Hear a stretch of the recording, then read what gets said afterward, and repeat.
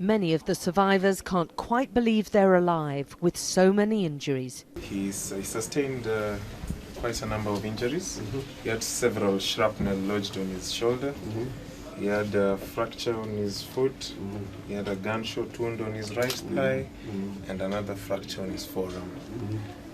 A grenade blew off part of his left foot, and he's already had several operations with more planned.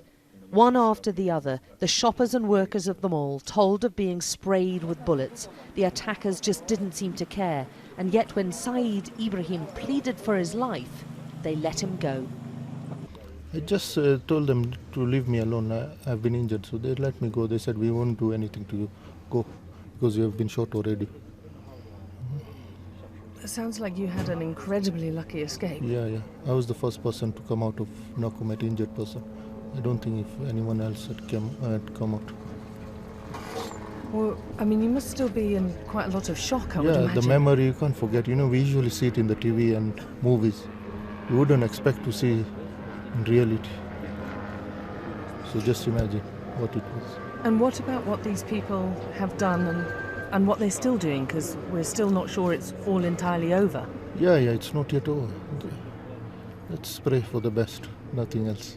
But despite some astonishing stories of survival, Shamim Marlou was shot 3 times, yet she's worried about her country and the future in the aftermath of this atrocity. As long as we're giving out good news to the world that Kenya is at peace, this can happen to any country, anytime. As in Britain, it can happen. It can happen anywhere. So keep the tourists coming. We need all the help we can get. And thank you very much. Thank you.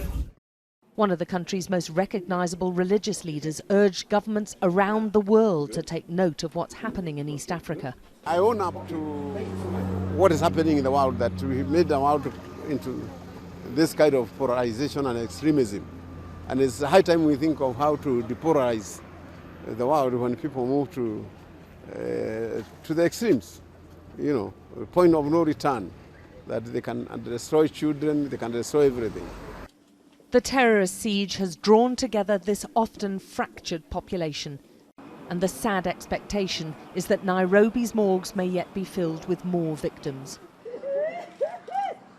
The hurt in this nation is deep, and the trauma of what's happened over the past few days may yet translate into seismic changes in the way Kenyans live.